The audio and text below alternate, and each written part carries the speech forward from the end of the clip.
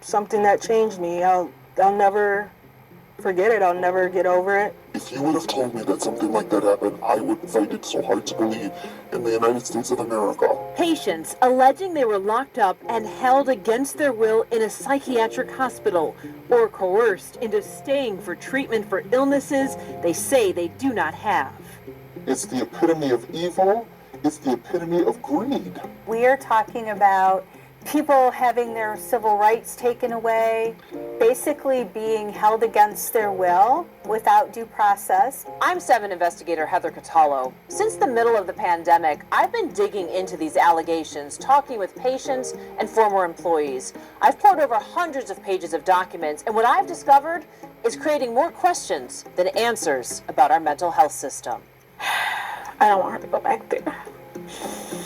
Very few people have been willing to talk publicly about what's going on behind the closed doors of a locked psychiatric ward. But now patients, parents, and employees are coming forward to talk to us about what they say are their experiences with the psychiatric treatment at some local hospitals and with psychiatrist Dr. Nagy Kier. So what do you say to these people that say what you're doing is totally unethical? I'm not aware of that, what you're saying. After we started asking questions in the courts about Dr. Kier last spring, he suddenly resigned from one of the hospitals where he was in charge. But he's still working at least 2 others where patients say he has all the power over them. And he said, no, you're going to be staying here with us. You're bipolar. They describe a system that uses the courts or the threat of the courts to keep patients locked up longer than necessary. And the 7 investigators have discovered a crucial court form that can rob you of your freedom that's being signed long before a psychiatrist ever examines you.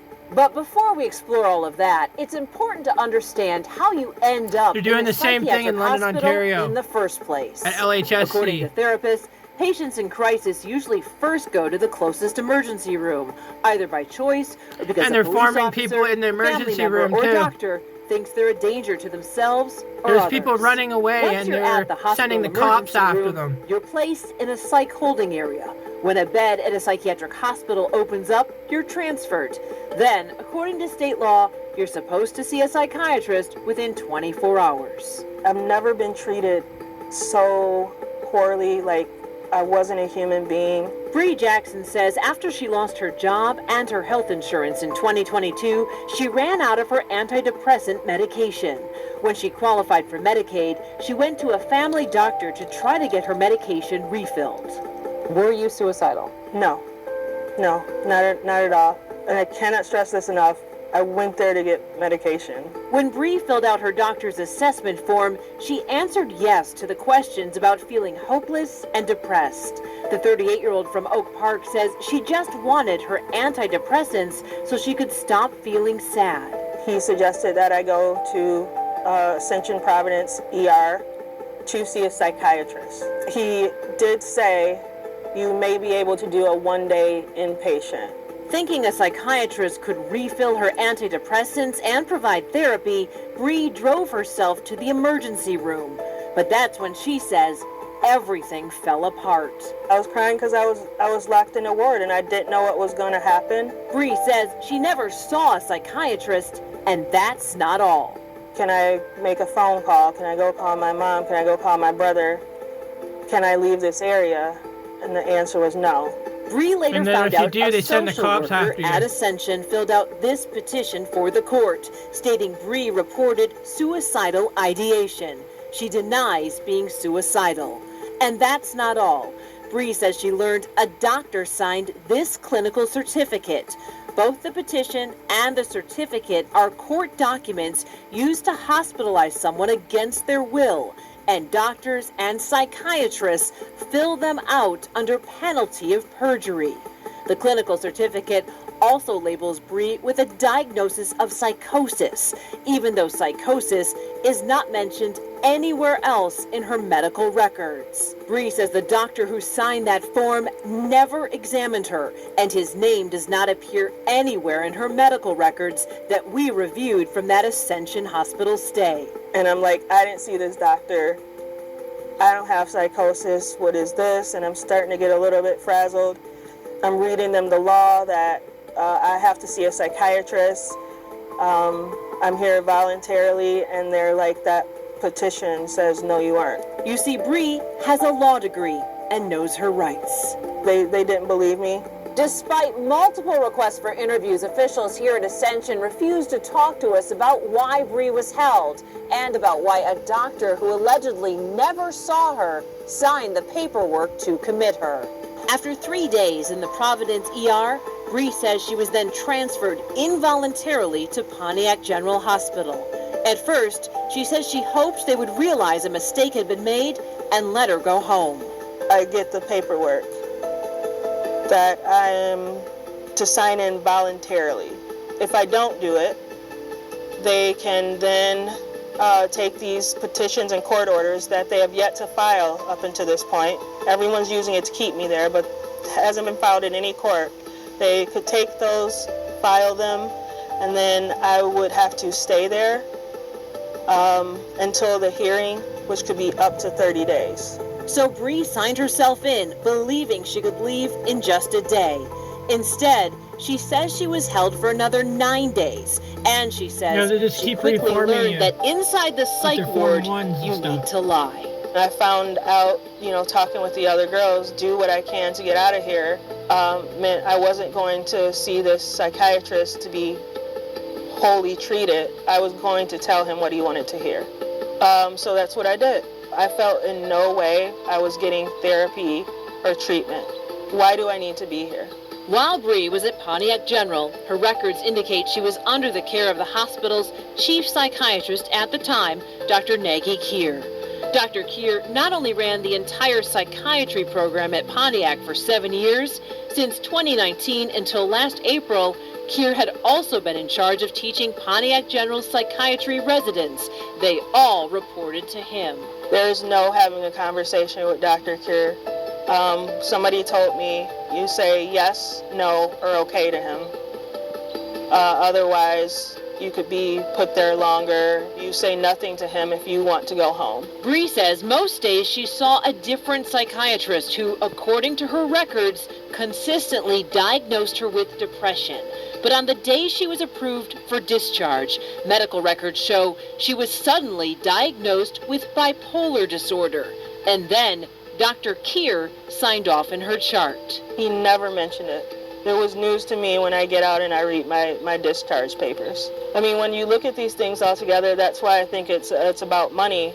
Because to get me there, you can't just say I'm depressed. You can't just say I'm sad. Bree is not the only patient who alleges they had problems with the system. She's now traumatized from what has happened to her at Pontiac General Hospital. Lakeisha says she became her daughter's legal guardian after the 23-year-old was diagnosed with bipolar disorder. In January of 2022, Lakeisha says she had to take her daughter to Detroit Receiving Hospital during a depressive episode. She then got transferred to Pontiac General Hospital. My daughter was there for nearly a week without Pontiac General making contact with me, without even so much as a phone call. Lakeisha says when her daughter was able to call, she got terrible news. She was crying. I'm like, what's wrong?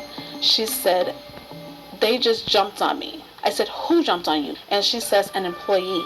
Lakeisha says she raced to the hospital and called 911 on the way. Oakland County 911, what is the address of your emergency? Pontiac General Hospital. Tell me exactly what happened. My daughter, it's here at the hospital. Her face is swollen. But when they arrived, she says hospital staff would not let her see her daughter. And she says they would not let the sheriff's deputy see her either. They said, oh, well, she's sleeping because we had to give her an injection. Why would you give her an injection if she's been jumped on? Lakeisha says her daughter had the most trouble with Dr. Kier. Dr. Kier put in a request for the court saying that she was refusing her medications, she was hostile, and so they put in a request for her to stay longer. This is the clinical certificate that Kier signed for the probate court to order the 23-year-old to stay at Pontiac General for up to 60 days. Dr. Kier, prior to his so-called evaluation, never contacted me to get history. How can you put a diagnosis on someone you have not spent time with This patient says the same thing happened to them. He's the worst person ever. Like, he's so bad. He doesn't even know the extent that my children suffered not having me home.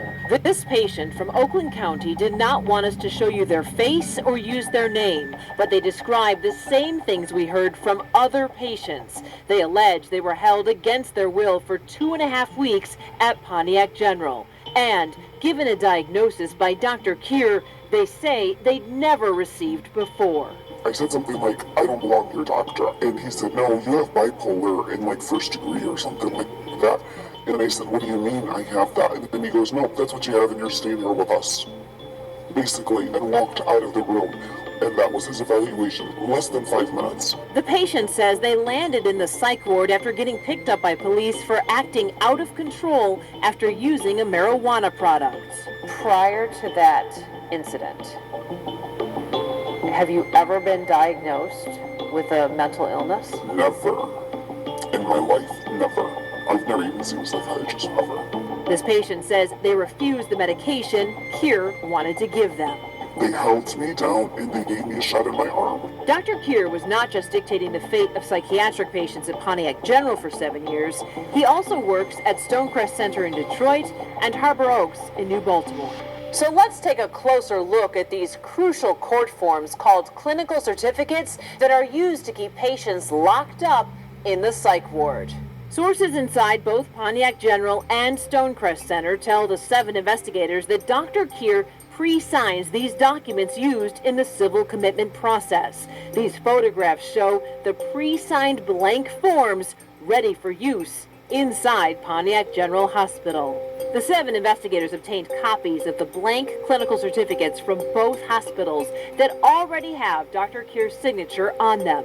The blank Stonecrest forms also have a pre-filled examination time of 15 minutes typed in as well. Wow. We showed the pre-signed forms to clinical social worker Marianne Huff. Huff is the president of the Mental Health Association in Michigan. What do you think of a pre-signed form being used to keep people in the hospital? I think that's really problematic. It's very unethical.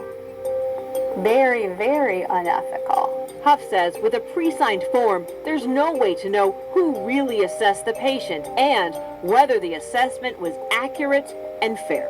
If he's got his name on there and he signed it, that means he, as a psychiatrist, conducted an assessment and is putting forth a certain recommendation. Otherwise, the question becomes, if he's not doing it, who is?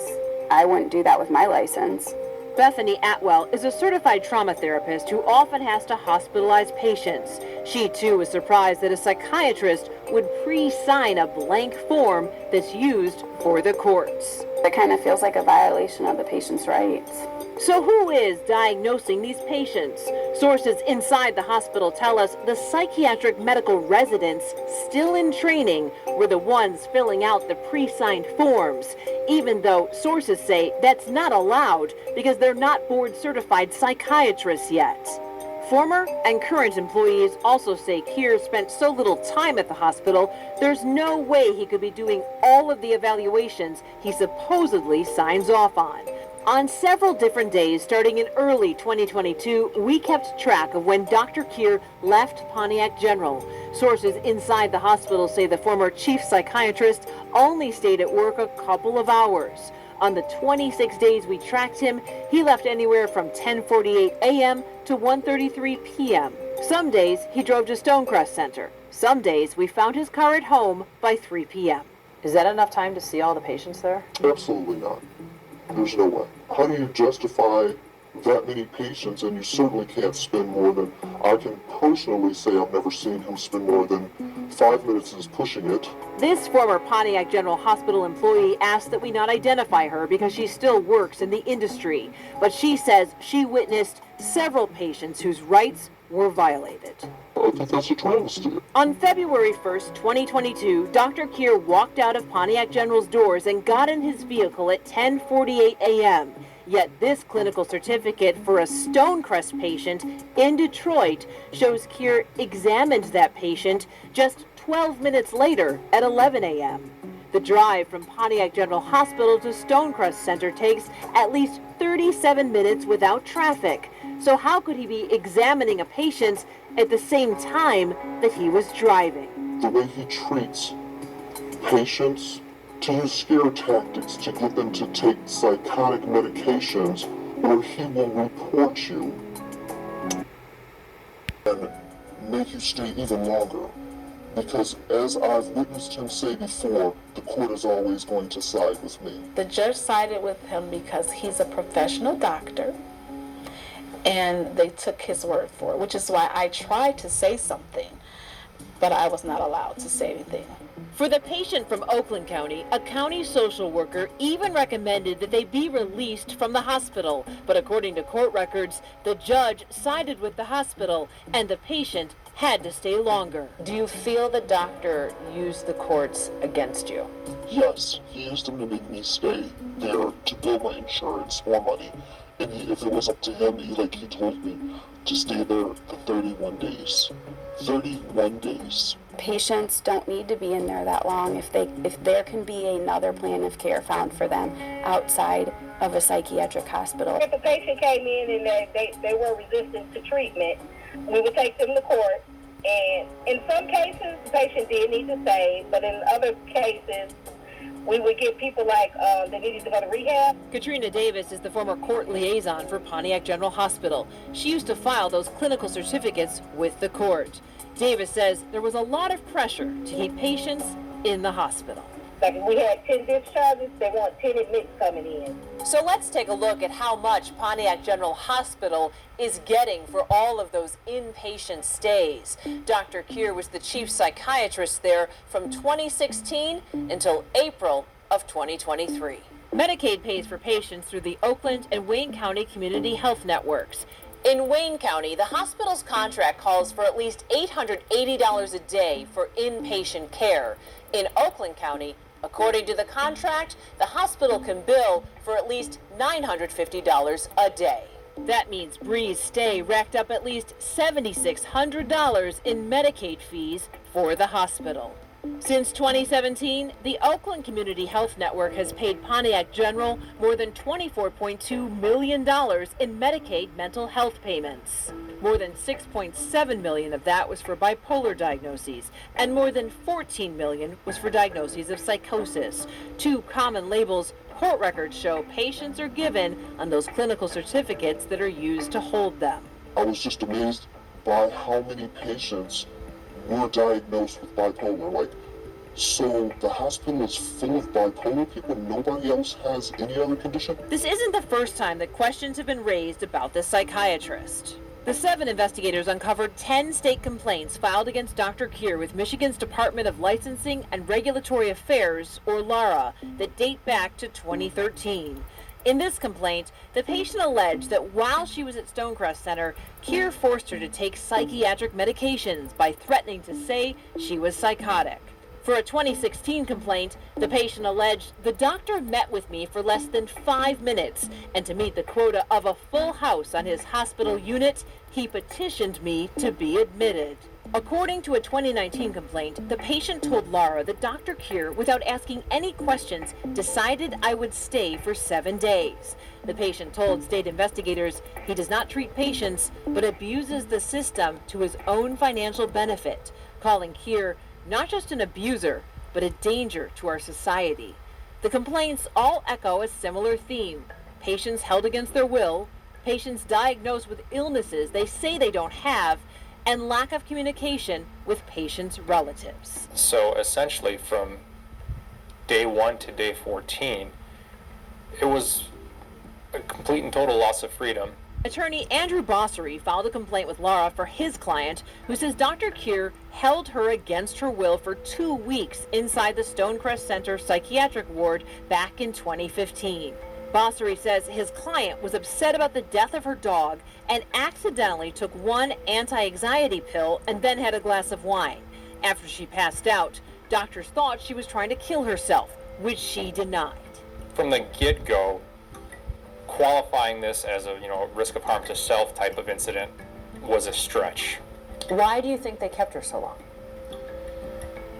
I think there was an issue of they were able to bill insurance for it. Bossery says his client suffered so much trauma while locked up in the psych ward. 9 years later, she's still in counseling. It can cause long-standing, long-lasting, severe mental harm. In all but one of the state complaints, the 3-person panel of psychiatrists voted not to pursue penalties or do a deeper investigation into Dr. Keir. We have complaints alleging identical issues and the process hasn't even started. There may need to be some follow-up. After a certain number of complaints, there should be some kind of process, especially if they're consistent in nature. In 2021, a state administrative law judge ruled that Dr. Keir did violate the public health code after he failed to communicate with a Pontiac General patient's family.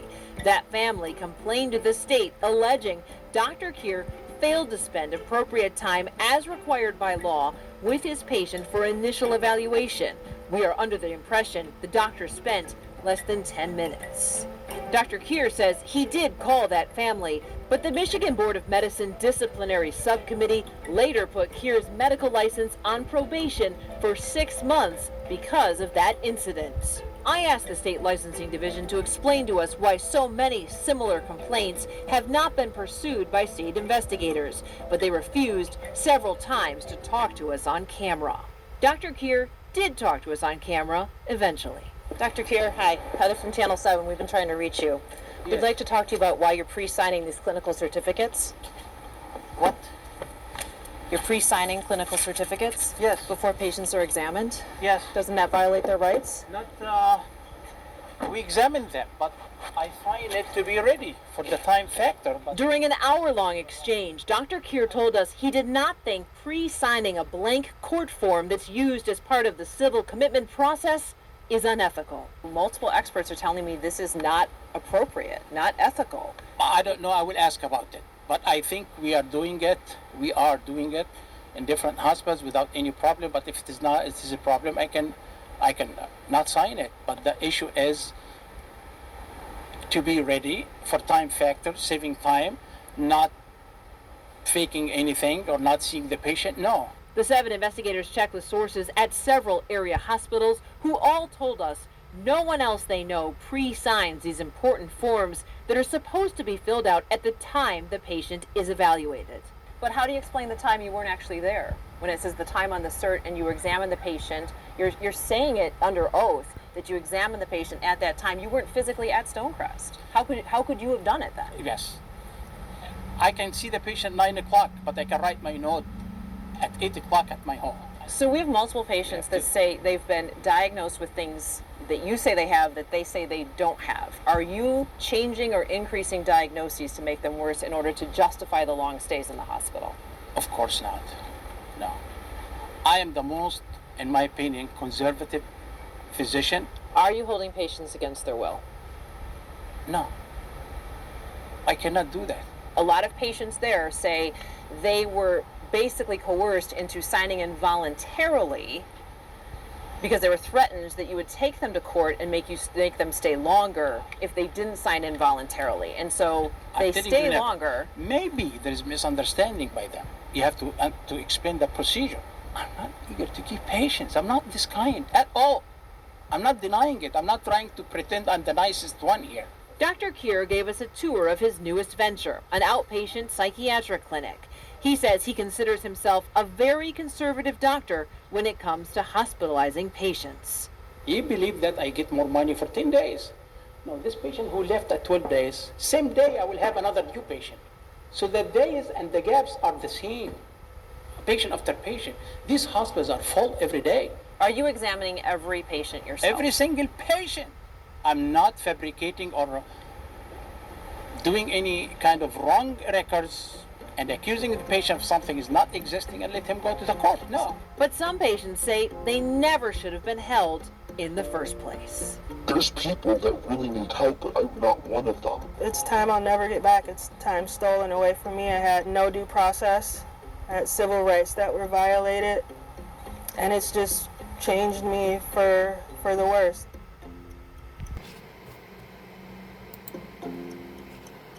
Despite several attempts to talk to Pontiac General, no one from that hospital has returned our calls or emails. That's the same situation with Stonecrest Center. Even though I called several times to ask about their pre-signed clinical certificates, no one has called us back.